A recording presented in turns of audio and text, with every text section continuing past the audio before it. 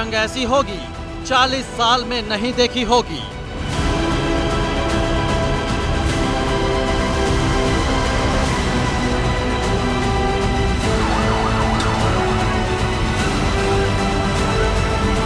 Hamas जल्द लेगा आखिरी सांस।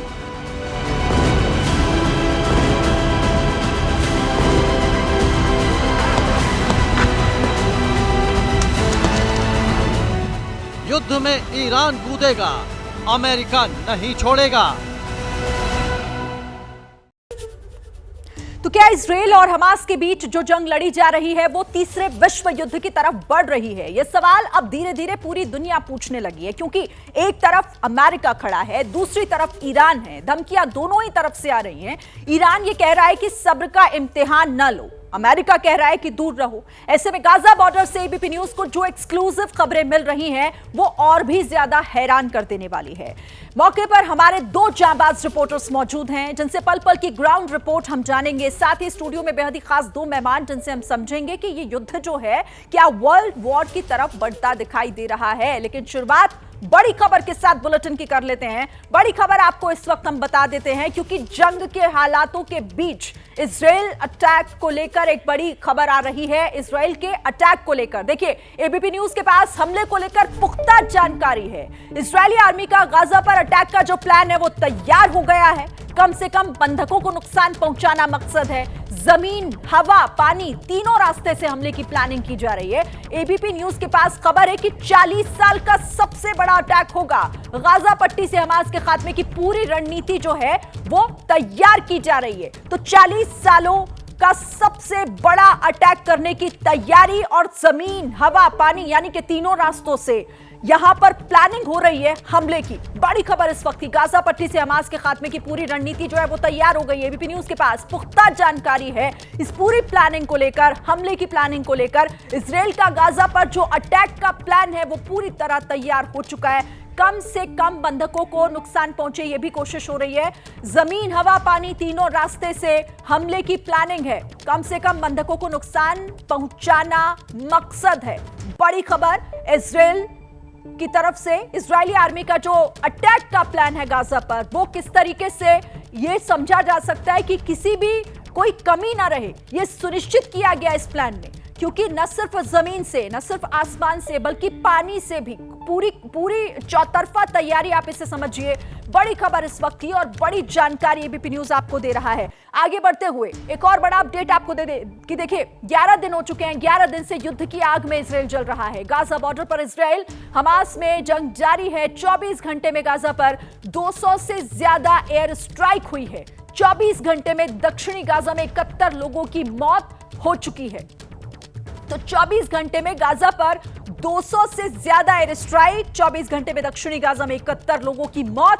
ये ताजा अपडेट आपको हम दे रहे हैं। 11 दिन हो चुके हैं। 11 दिन से युद्ध की आग में इजराइल जल रहा है। गाजा बॉर्डर पर इजराइल हमास में जंग हो रही है और 24 घंटे के भीतर का जो अपडेट है वो ये कि गाजा पर 200 से ज्यादा एयर स्ट्राइक इजराइल कर चुका है और 24 घंटे में दक्षिणी गाजा में 71 मौत अब तक हो चुकी है। आगे बढ़ते हुए अब आपको एक और बड़ी जानकारी दे दें। देखिए, इजराइल के ग्राउंड ऑपरेशन में देरी हो सकती है।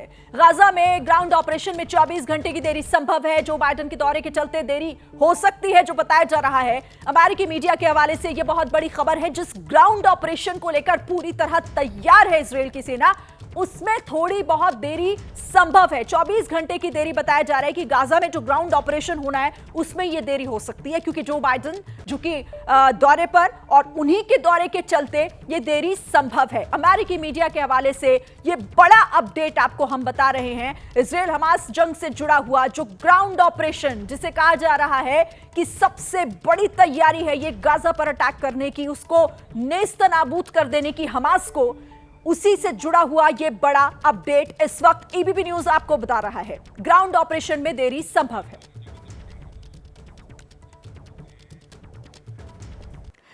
और चलिए सीधे आपको एक बार फिर से ग्राउंड जीरो पर लिए चलते हैं। सबसे पहले जोगविंदर पटियाल जी के पास। जोगविंदर जी, क्या अपडेट, क्योंकि देखिए हम लगातार वहां से ये सुन रहे हैं कि ग्राउंड ऑपरेशन की तैयारी पूरी, सिर्फ एक आदेश का इंतजार हो रहा है, लेकिन उसमें 24 घंटे की देरी और हो सकती है। देखिए, दो वजह है उसकी। पहले तो ये कि जो बाइडेन के दौरे के दौरान कभी भी अटैक नहीं होगा गाजा पर, ग्राउंड अटैक नहीं किया जाएगा, ये बात तो तय है। कोई भी इतना बड़ा किसी देश का राष्ट्रपति आ रहा है, हो सकता है वो इस मसले को सुलझाने के लिए कोई बीच का मसौदा भी लेकर आ रहा हो, तो ये तो जाहिर सी बात है कि जो बाइडेन के यहां रहते हुए यानी कल तक ग्राउंड अटैक नहीं होगा। दूसरी बात, जब ग्राउंड से फोर्सेज जाएंगी, अगर ये तय हो गया कि ग्राउंड से जाना है, तो उसके बाद कोई एयर अटैक नहीं होगा, क्योंकि अपने लोग, अपनी फोर्सेज जब इजराइल की होंगी तो ऊपर से अटैक नहीं किया जा सकता हवा से। तीसरी महत्वपूर्ण बात क्या है कि जो बाइडेन ये तय करेंगे नेतन्याहू के साथ मिलकर कि भैया अगर आपने ग्राउंड से एंटर करना है तो क्या फिर कंट्रोल में रखोगे या फिर हमास की सुरंगें और उनका इंफ्रास्ट्रक्चर खत्म करके वापिस आओगे, उसमें आपकी भी कैजुअलिटी होगी। एक खाका मोटी मोटी बात होगी और अमेरिका उसको किस तरह से ग्राउंड पर और हवाई और समुद्र से सपोर्ट करेगा, ये सब चीजें नेतन्याहू को बताई जाएंगी।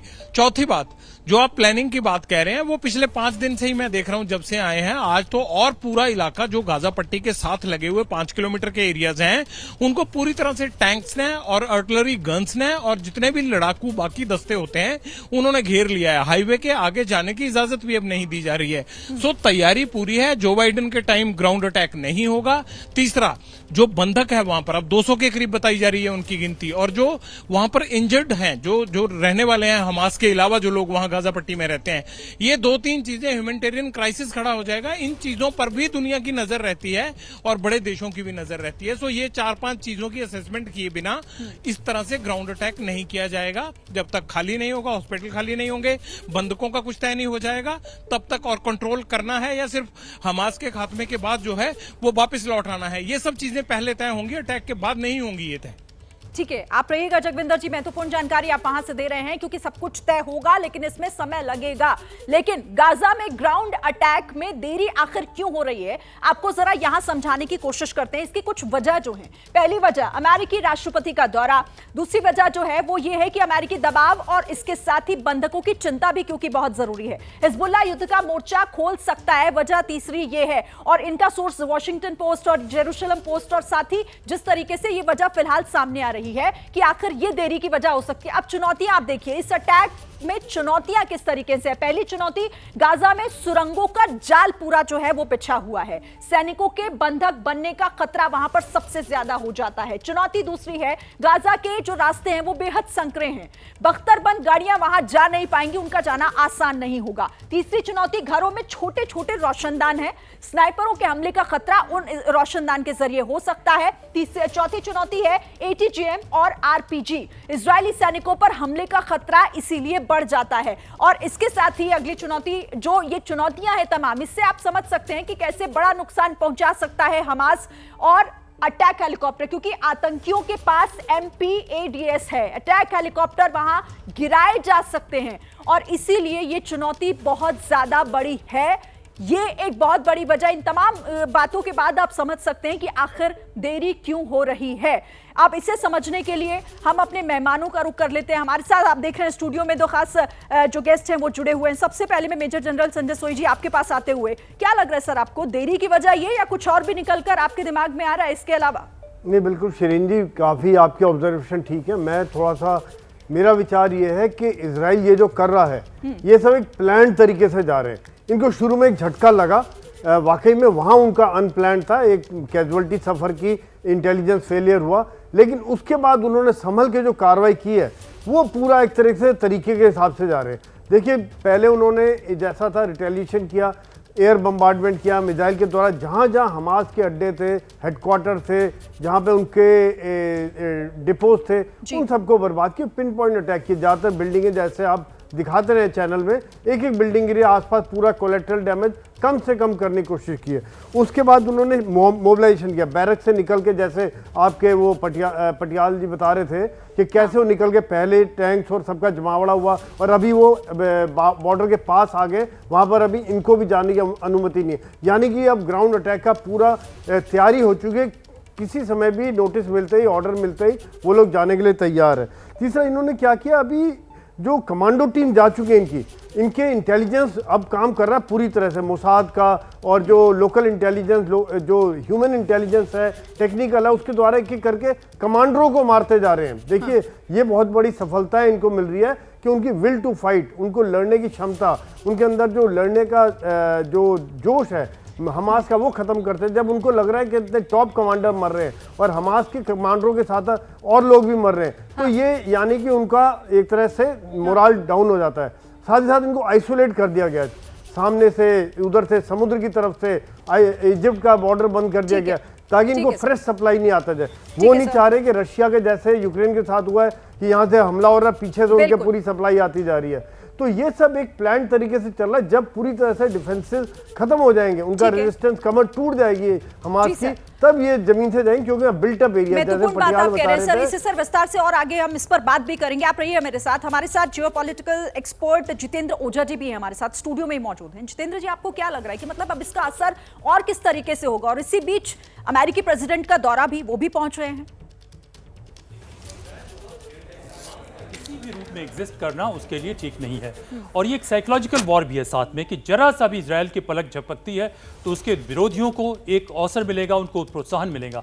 अभी आप देखें कि ईरान ने कहा है, उसके विदेश मंत्री ने कहा है कि इस एरिया में एक्सिस ऑफ रेजिस्टेंस बहुत सारी मिलिशियाज हैं, तो उन तमाम मिलिशियाज को भी अनलीश कर सकती हैं। तो इस मौके पे बाइडेन साहब का आना और ये 2000 से अधिक मरीन्स का आना और या रिइंफोर्समेंट जो अमेरिका की तरफ से आई है, वो उसको टोटली कंटेन कर देना चाहते हैं। एक बड़ी खबर पहले दर्शकों को दे दें, फिर आपके पास लौटती हूं। हमास पर इजराइल की बड़ी एयर स्ट्राइक। हमास का एक और बड़ा नेता मारा गया है। गाजा में हमास का बड़ा नेता फौद अबू को ढेर कर दिया गया। फौद अबू और उसके कई साथी मारे गए इस एयर स्ट्राइक में। तो एक के बाद एक एयर स्ट्राइक जो की जा रही है हमास के ऊपर इजराइल की तरफ से, एक और बड़ी एयर स्ट्राइक, और इसमें बड़ा नुकसान पहुंचाया गया हमास को, क्योंकि एक बड़ा नेता हमास ने खो दिया है। इसमें मार गिराया गया है हमास का बड़ा नेता जिसका नाम है फौद अबू।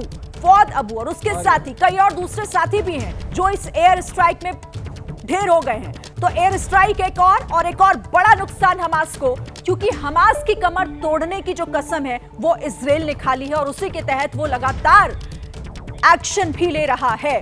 और एक और बड़ी खबर आगे बढ़ते हुए, बाइडेन के दौरे पर रूसी मीडिया में ऊहापोह की स्थिति बनी हुई है। 18 अक्टूबर को ही इजराइल जाएंगे बाइडेन, और बाइडेन क्योंकि एक दिन पहले ही वहां पर पहुंच भी गए हैं। आरटी ने बाइडेन के इजराइल पहुंचने की खबर दी है। रशिया टुडे की तरफ से ये खबर है, उसके हवाले से खबर है। रशिया टुडे की खबर का स्पुतनिक ने हालांकि खंडन किया है। तो ऊहापोह की स्थिति बनी हुई है इस वक्त बाइडेन के दौरे को लेकर। आशीष का रुख हम करते हैं। आशीष, क्लैरिटी हालांकि नहीं मिल पा रही क्योंकि रूसी मीडिया में भी कंफ्यूजन बना हुआ है।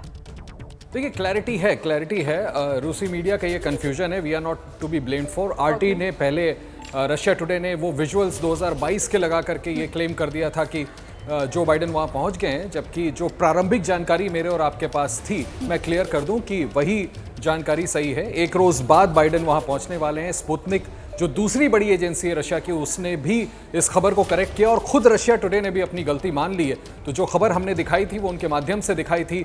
वॉर टाइप सिचुएशन है, हर एक इंफॉर्मेशन जो तुरंत आ रही है वो व्यूअर्स तक पहुंचाने की हम कोशिश करते हैं। तो ये रशिया टुडे, रशियन जो दो बड़ी एजेंसीज हैं, उनमें बाइडेन की विजिट को लेकर के कन्फ्यूजन था। हमने जो दोबारा से इस पर फैक्ट चेक किया उसके मुताबिक प्रारंभिक जानकारी ही सही थी। एक रोज़ बाद ही बाइडेन वहाँ पहुँचने वाले। तो कम से कम हम ये दर्शकों को बता दें कि बाइडेन 18 तारीख यानी कल इजराइल पहुंचेंगे और उसके बाद पैलेस्टाइन जाएंगे, जहां पर पैलेस्टीनियन प्रेसिडेंट से भी मुलाकात करेंगे। ओके, यानी कि जो कंफ्यूजन था वो क्लियर हो चुका है। और बाइडेन के दौरे को लेकर, क्योंकि पहले रशिया टुडे की तरफ से जो कहा जा रहा था वो भी क्लियर कर दिया गया है, कल ही बाइडेन उस दौरे पर पहुंचेंगे जिसका इंतजार किया जा रहा है। और इस बड़ी खबर पर लगातार हमारी नजर भी बनी हुई है। महायुद्ध से जुड़ा हुआ हर एक अपडेट एबीपी न्यूज पर आप देख भी रहे हैं। अब आपको एक बड़ी खबर दे देते हैं। देखिए, इजराइल की आगे की रणनीति क्या है, वो क्या करेगा, क्या दुनिया तीसरे विश्व युद्ध के सामने खड़ी हुई है, इन तमाम मुद्दों पर एबीपी न्यूज के editor foreign affairs Ashish Kumar Singh ने भारत में इजराइल के राजदूत नाओर गिलोन से बात की है। इजरायली राजदूत ने यह दावा किया है कि हमास को इस कदर तोड़ेंगे कि वो दोबारा खड़ा नहीं हो पाएगा। इसके साथ ही एम्बेसडर गिलोन का दावा है कि इजरायली सेना जवाबी कार्रवाई से पीछे नहीं हटने वाली और किसी भी तरह के समझौते की भी गुंजाइश अब बाकी नहीं है। इजराइल ने ईरान पर हमास की मदद करने का आरोप लगाया। साथ ही इजराइल ने कहा है कि जिन देशों ने हमास के हमले की निंदा नहीं की है वो अब हमें नसीहत ना दें। आप सुनिए आशीष कुमार सिंह के साथ एम्बेसडर गिलोन की ये पूरी बातचीत।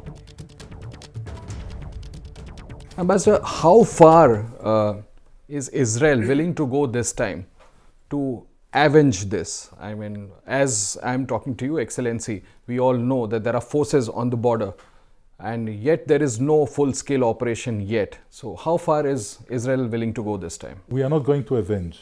This is not about vengeance. They deserve any vengeance, but it's not about vengeance. It's about making sure that the ISIS, Hamas terror organization cannot do again these atrocities, these war crimes. We will make sure that the organization loses its ability to execute. The aim is making sure that Hamas is not there anymore in this format as it was before, really controlling the Gaza Strip. You know, Israel left in 2005. There is no Israeli there for almost 20 years. So the intent is to wipe out the Hamas, as I understand. This is what you... To wipe out the ability of Hamas to reenact barbarian attacks like this one. And before that, you're not going to come back, right? The forces. This is the target that was defined to the military. Okay. That's the target. How it will be done, we will all see. I saw a statement from IDF which said that, you know, we are prepared to face war from multiple fronts. Reason, we all know there are attacks from Lebanon, from Syria. So are you actually, can I put it this way, are we on the verge of a World War III, sir?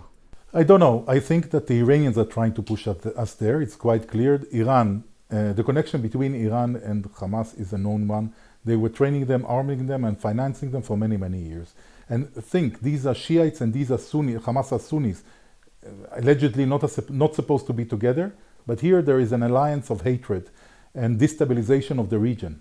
And Iran is using its proxy in Lebanon, Hezbollah, in order to threaten Israel and deter us from action, from taking what we need to do in Gaza. We are not going to be deterred. We will know how to deal with that front in a very effective way and very hurting way. So, Excellency, there will be more operation against Hezbollah as well? I don't think that we want to take Hezbollah now. It's up to them. If they decide to cross the limits and start engaging us, we will engage them in the fullest way. We said that very clearly, and we have the ability. It will not be nice, it will not be easy, not for us, not for Lebanon. The scope of negotiations, sir. You see any window of negotiations to deal with this situation? No? No. I don't see how negotiations are going to eliminate the ability of the Hamas to re-execute. There was time for talking, now it's time for deeds. They should have thought of it before, and once they executed this horrific attack, it's not time for negotiations. Sir, with all the inputs that the government of Israel has got till now, what do you think? Who was and why did Hamas carry out such a big attack all of a sudden? No, the problem is our problem. We did not understand that Hamas over the years became from a regular terror organization into an Islamic Jihad extremist ISIS organization. We did not see the change coming. We do not understand that. We thought that they became civil. It was a huge misunderstanding that we have to fix now. Sir, your Palestinian counterpart in New Delhi, while speaking to my colleague Nainima, he said that he appeals to government of India, more so Prime Minister Modi, to intervene and find a solution to this. What is your response to that? My response is, as I said before, people on the first day, and speaking about the Palestinian Authority, were quiet, did not condemn this butchering of people. They should be quiet. They should really be quiet. Don't play the victim now. Don't play first of all, they have no involvement and they lost Gaza, as I said. And they're playing the victim. Victimhood is a wonderful strategy for them. They shoot at what they do, Hamas, for years. And the Palestinian Authority is unable to stop them, of course, because they are not there. But instead of denouncing them, they are supporting them from outside. And what is Hamas doing? Hamas, for years, is shooting from civilian population at Israeli civilian population, hoping that Israel's reaction will be limited by the world. This time, we're not going to stop. तो इस जंग को लेकर और Hamas को लेकर साफ और स्पष्ट रुख है, ये इजराइल ने फिर से साफ कर दिया है। और बिना देर की एक बड़ी जानकारी देखिए आप तक पहुंचा दें। लेबनान बॉर्डर से इजराइल में घुसपैठ की कोशिश की गई है। इजराइल ने आतंकी घुसपैठ को नाकाम कर दिया है। हालांकि इजरायली फौज ने 4 आतंकियों को ढेर कर दिया है, मार गिरा है। वहीं पर बॉर्डर फेंसिंग के पास विस्फोटक लगा रहे थे ये आतंकी, लेकिन इन्हें वहीं पर मार गिराया इजरायली फौज ने। बड़ी खबर, लेबनान बॉर्डर से ये इजराइल में घुसने की कोशिश कर रहे थे और वहां पर फेंसिंग के पास विस्फोटक लगाया जा रहा था। सीधे मेहमानों का रुख करते हैं, अपने खास मेहमानों का।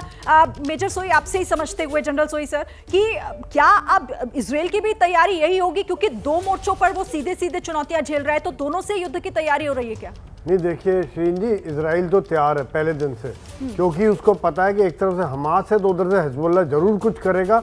हिजबुल्लाह ने शुरू में छोटी मोटी हरकतें की जो डिस्प्यूटेड एरिया में है, लेकिन अब उनकी हरकत बढ़ती जा रही है, अटैक्स बढ़ते जा रहे हैं। इजराइल ने पहले डिप्लॉय कर दिया, वहाँ से जैसे मुझे खबर आई है कि 2 किलोमीटर का इलाका आम आबादी से खाली भी करा दिया गया। यानी कि इजराइल के पास ये क्षमता है कि दोनों फ्रंट को हैंडल कर सकता है, दोनों फ्रंट पे लड़ाई कर सकता है और जरूरत पड़ने पर तीसरा और चौथा फ्रंट भी संभाल सकता है।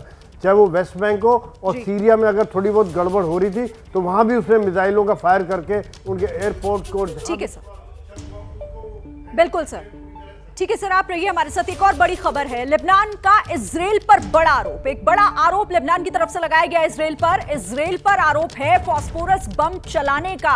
इजराइल ने फास्फोरस बम चलाया, ये लेबनान की तरफ से सीधे बड़ा आरोप लगा दिया गया है। फास्फोरस बम से कई लोगों की मौत की भी बात लेबनान की तरफ से की जा रही है और लेबनान ने ये बड़ा आरोप इजराइल पर लगाया है। जितेंद्र जी, इस पर आपका कॉमेंट, क्योंकि जो मैं कह रही थी कि युद्ध देखिए अब कई मोर्चों पर ऐसा लग रहा है कि होने की तैयारी है।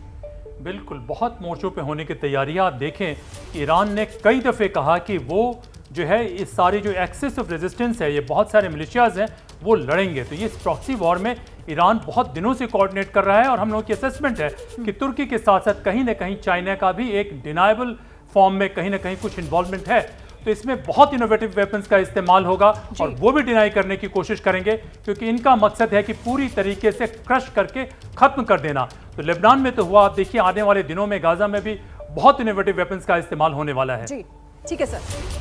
तो इजराइल हमास जंग पर एक और बड़ा अपडेट, जो यूएस से ये बड़ी खबर आ रही है, मिडिल ईस्ट में फोर्स बढ़ाई जा सकती है यूएस की तरफ से। यूएस बढ़ा सकता है ये फोर्स मिडिल ईस्ट में, 2000 जवानों को तैनात करने की तैयारी है। रक्षा मंत्री ऑस्टिन ने तैयार रहने को कहा है। तो तैयारी देखिए अलग अलग तरह से किस कदर हो रही है। इजराइल हमास जंग के बीच यूएस से बड़ी खबर, मिडिल ईस्ट में फोर्स बढ़ा सकता है यूएस। 2000 जवानों को तैनात करने की वहां पर पूरी तैयारी हो चुकी है और खुद रक्षा मंत्री ऑस्टिन की तरफ से उन्हें यह निर्देश दिए गए हैं कि किसी भी सिचुएशन के लिए तैयार रहा जाए। जनरल सोई सर, अमेरिका भी अपनी तरफ से पूरी तैयारी कर रहा है? नहीं, बिल्कुल, देखिए अमेरिका ने पहले ही जैसी अटैक हुआ इजराइल के ऊपर, तुरंत ही एक एयरक्राफ्ट कैरियर भेजी, यानी कि उसमें 20-25 शिप है, फिर दूसरा भेज दिया, जो पूरा बेड़ा आ गया वहाँ से। साथ ही साथ उन्होंने अभी जैसे खबर आई थी F-15 जॉर्डन में डिप्लॉय कर दिए, अब ये सेना को डिप्लॉय कर, यानी कि अमेरिका का मेरे हिसाब से प्रिवेंटिव एक्शन ले रहे हैं कि इससे पहले कि कोई और देश बीच में घुसे तो उनको एक चेतावनी है कि अगर आपने घुसा तो आपको काफ़ी सज़ा भुगतनी पड़ेगी, आपके ऊपर उसका परिणाम बड़े भयंकर होंगे। आप देखिए कि एक तरह से डिप्लोमेटिक फ्रंट अमेरिका ने खोला हुआ है कि ब्लिंकन जो है अलग अलग देशों में जा रहे हैं, इजराइल, जॉर्डन, बहरीन, कतार, इजिप्ट, ये सब लोगों से मीटिंग हो रही है। बाइडन आ रहे, डिप्लोमेसी करके उनको वार्निंग दी जा रही है, समझाया जा रहा है कि ये झगड़ा सिर्फ इजराइल और हमास के बीच में रहे और कोई देश बीच में ना पड़े, और उसके लिए पीछे अगर ताकत है, क्योंकि डिप्लोमेसी बिना ताकत के नहीं हो सकती है। शिरीन जी, ठीक है सर। और देखिए अमेरिकी इजराइल की बहुत बड़ी प्लानिंग से जुड़ी हुई भी एक बड़ी जानकारी मिल रही है। हमास के खिलाफ एक बड़ा ऑपरेशन हो सकता है। यूएस मरीन के जो कमांडोज हैं वो जल्दी इजराइल पहुंचेंगे। यूएस मरीन रिस्पांस फोर्स के जवानों को ये बड़ा जिम्मा सौंपा गया है। तो बड़ी जानकारी ये है कि कैसे ये एक प्लानिंग अमेरिका और इजराइल की साथ में और हमास के खिलाफ सारा ऑपरेशन जो होना है उसी को लेकर पूरी तैयारी की जा रही है, कोई चूक ना रहे किसी तरीके की, यह सुनिश्चित किया जा रहा है। और अब इस बीच आपको एक और बड़ी जानकारी इस बड़ी स्क्रीन के जरिए, रैपिड रिस्पांस फोर्स क्या है आप जरा यहां पर समझिए। कितने सैनिक होते हैं इसमें? 2000 सैनिकों की संख्या होती है। इनकी तैनाती कहां होती है? भूमध्य सागर में इसकी तैनाती की जाती है। इनका काम क्या है? मेडिकल हेल्प और लॉजिस्टिक सहयोग, यानी कि ये काम करते हैं। कब मददगार होंगे? जब गाजा पर ग्राउंड ऑपरेशन शुरू होगा तब ये रैपिड रिस्पॉन्स फोर्स जो है वो बहुत मददगार होगी। अमेरिकी फौज का ये मशहूर हिस्सा है, इंपॉर्टेंट पार्ट है अमेरिकी फोर्स का, दुनिया की सबसे खूंखार और साथ ही सख्त फोर्स इसे कहा जाता है। 10 नवंबर 1775 में इसकी स्थापना की गई थी, उस वक्त इसे बनाया गया था और ये बहुत मददगार हो सकती है क्योंकि ये जिस तरीके से इस वक्त हालात बने हुए हैं, जब ग्राउंड ऑपरेशन होगा तो उस वक्त ये बहुत जरूरी हो जाती है इसकी भूमिका। जनरल सोई सर, आपसे समझूंगी मैं इसे। सर, इसकी जरूरत और ये तमाम प्लानिंग जो की जा रही है और जो कहा जा रहा है कि साथ में मिलकर हमास को खत्म करने की कोशिश की जा रही है, तो क्या सर ये जॉइंट ऑपरेशन भी हो सकता है? सर, इसकी भी उम्मीद लग रही है? नहीं, देखिए, खास तौर से अगर वो मेरीन कमांडोज को वहां भेज रहे हैं तो अभी एक चिंता और भी कि अमेरिका के जो होस्टेजेस वहां पर हैं, अमेरिका ने उनको भी रेस्क्यू करना है। तो कहीं ना कहीं ये संभव है शिरीन जी कि एक जॉइंट ऑपरेशन किया जाए, क्योंकि अमेरिका के जो होस्टेजेस हैं, उधर से इजराइल के होस्टेज हैं, बाकी यूरोप के देशों के और देशों के भी होस्टेजेस हमास के पास है। तो ये एक बहुत बड़ा चिंता है, क्योंकि अगर उनको नहीं निकालते तो एक बार्गेनिंग पावर के तौर पर उसका इस्तेमाल कर सकते हैं। तो यहाँ अमेरिका एक तरफ से डिप्लोमेसी के थ्रू कोशिश कर रहा है, अलग अलग देशों के थ्रू मैसेज करवा रहे होंगे कि होस्टेजेस को छोड़ा जाए, और कुछ ऐसा मैसेज भी आया था कि शायद हमास विदेशी होस्टेजेस को छोड़ दे और इजराइल के होस्टेजेस को रखे। ये मेरे पास कंफर्म नहीं है, लेकिन इस तरह का कुछ इनपुट्स मेरे पास इस तरह के भी आए थे। बिल्कुल, बिल्कुल, क्योंकि अमेरिका भी इस पूरे मामले में जिस तरीके से एक्टिव मोड में दिखाई दे रहा है। कल जो बाइडेन पहुंचने भी वाले हैं, और देखिए जो बाइडेन के दौरे पर रूसी मीडिया में हालांकि उहापोह की स्थिति, कंफ्यूजन की स्थिति बनी हुई है। 18 अक्टूबर को ही इजराइल जाएंगे बाइडेन, अमेरिका के राष्ट्रपति जो बाइडेन। रशिया टुडे ने बाइडेन के इजराइल पहुंचने की जानकारी अब से थोड़ी देर पहले दी थी, लेकिन रशिया टुडे की खबर का स्पुतनिक ने पूरी तरीके से खंडन कर दिया। यानी कि जो तय वक्त है इस दौरे का 18 अक्टूबर की तारीख, उसी दिन इजराइल जाएंगे बाइडेन। दो तस्वीरें आपको दिखा रहे हैं, रशिया टुडे की तरफ से जानकारी दी गई थी, बाकायदा एक तस्वीर भी पोस्ट की गई थी, लेकिन इस स्पुतनिक ने इस खबर का खंडन करते हुए इस तस्वीर को भी पुराना बताया और यह भी कह दिया कि 18 अक्टूबर ही वही तारीख है जब इजराइल जाएंगे जो बाइडेन, अमेरिका के राष्ट्रपति, तय समय के मुताबिक ही। ये क्लैरिटी, हालांकि वहां पर उहापोह की स्थिति इस वक्त दिखाई दे रही है साफ। तो बड़ी खबर पर लगातार हमारी नजर बनी हुई है, हमारे साथ हमारे एक्सपर्ट्स भी जुड़े हुए हैं। और जंग के हालातों के बीच इजराइल से एक बड़ी खबर आपको बता दें, जर्मन चांसलर के पहुंचने से पहले ये बड़ी खबर है, तेल अवीव के बेन गुरियन एयरपोर्ट से सभी उड़ानों को रद्द कर दिया गया है। सेंट्रल इजराइल पर रॉकेट से अटैक हमले की वजह से बेन गुरियन एयरपोर्ट को बंद किया गया। एहतियातन ये फैसला लिया गया। इजराइल ब्रॉडकास्टिंग कॉर्पोरेशन के हवाले से बड़ी खबर आपको बता रहे हैं हम। और इसी बीच एक और जानकारी आपको दे दें, देखिए हमास को बर्बाद करने की तैयारी पूरी है। यूएस आर्मी के बड़े अधिकारी इजराइल पहुंचे हैं। यूएस सेंट्रल कमांड के चीफ का इजराइल दौरा, विवाद में कोई और शामिल ना हो। यूएस जनरल की तरफ से यह भी कहा गया है कि इस विवाद में कोई दूसरा शामिल ना हो। और ईरान हिजबुल्लाह को जर्मनी की चेतावनी, जंग से दूर रहे ईरान और हिजबुल्लाह, जर्मनी ने कहा है। जर्मन चांसलर शोल्ज ने सीधे सीधे ये धमकी दी है कि जंग में कूदेंगे तो अंजाम भुगतना होगा। बड़ी खबर है इस वक्त की, ईरान हिजबुल्लाह को ये जर्मनी की तरफ से चेतावनी दी गई है कि इसमें यानी जंग में अगर कूदेंगे तो फिर इसका अंजाम जो होगा वो भी आपको भुगतना पड़ेगा। और इजरायली जवानों के बीच पहुंचे हैं आर्मी चीफ। जंग लड़ रहे जवानों का चीफ ने जोश बढ़ाया है, हौसला अफजाई की है। मुश्किल और लंबी लड़ाई के लिए तैयार, न्याय की लड़ाई जरूर जीतेंगे, ये चीफ की तरफ से कहा गया है। बड़ी खबर है इस वक्त की, इजरायली जवानों के बीच आर्मी चीफ पहुंचे हैं।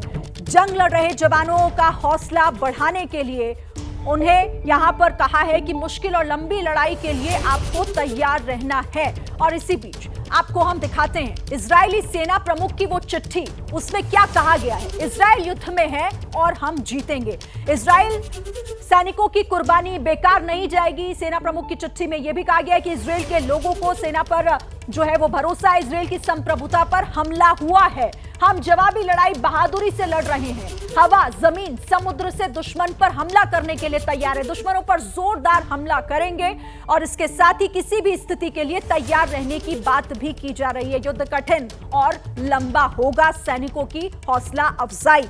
और जितेंद्र जी आपके पास आते हुए, क्योंकि अब तो ये चौतरफा हमले भी हो रहे हैं, एक दूसरे को नसीहत भी दी जा रही है, सर इस युद्ध का मिडिल ईस्ट एशिया की जो ये पूरी पॉलिटिक्स है, सर क्या असर इस पर आप देख रहे हैं, जल्दी से अगर आप समझा पाए तो। देखिए, अभी जो है अमेरिका की कोशिश है कि जो भी न्यूट्रल देश हो सकते हैं या जिन किसी से भी उसके संबंध है उसको किस तरीके से रोक के रखा जाए।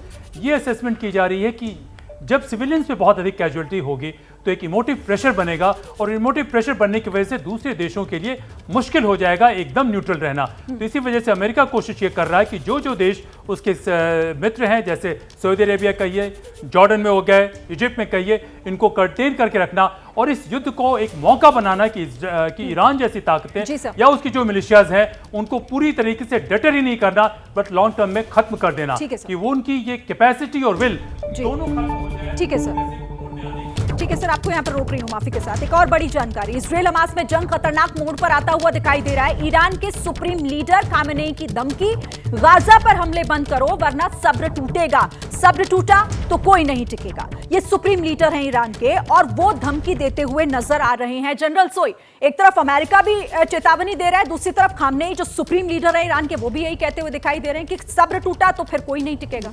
ये सब परसेप्शन वॉरफेयर है, प्रोपेगेंडा वॉरफेयर है, साइकोलॉजिकल वॉरफेयर है।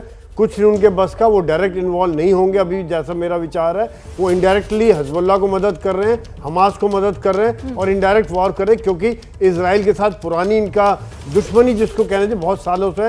इजराइल ने चाहे इनका सुमैनी हो या इनका न्यूक्लियर प्रोग्राम को खराब किया, वायरस डाला, इनके न्यूक्लियर साइंटिस्ट को मारा और कुछ ना कुछ इनकी झड़प आपस में चलती रहती। तो ईरान को अभी मौका मिला हुआ कि इजराइल को किस प्रकार से परेशान किया जाए, किस प्रकार से उसकी ताकत को खत्म किया जाए। हमास के साथ ईरान के कोई अच्छे संबंध नहीं है। हमास के और ईरान का जो, यानी आप कह रहे हैं कि इस युद्ध ने मौका दे दिया है, एक दूसरे को कैसे आंखें दिखाई जा रही हैं और ये प्रोपेगेंडा वॉर जो है वो देखा जा रहा है। बहुत शुक्रिया सर हमारे साथ जुड़ने के लिए। वक्त इतना ही था, माफी के साथ आपको रोका मैंने। धन्यवाद आपका हमारे साथ आने के लिए और इस चर्चा में शामिल होने के लिए। जैसे ही घड़ी का काटा दोपहर 2:30 पे आए, बबीता जी का दिल सास बहू साजिश के लिए मचल जाए।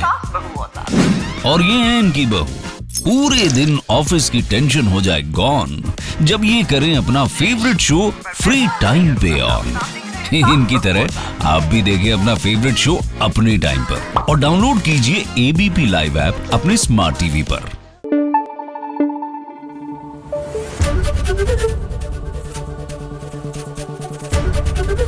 एबीपी न्यूज आपको रखे आगे।